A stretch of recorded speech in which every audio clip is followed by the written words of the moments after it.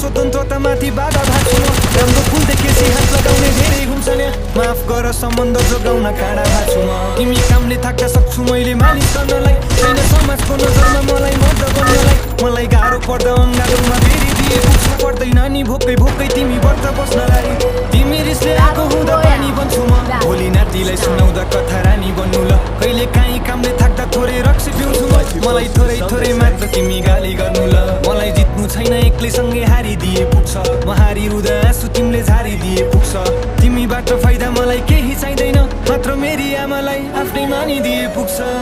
आउनु है तिमी फर्केर बसिरहन्छु म पर्खेर तिमीलाई नै सम्झे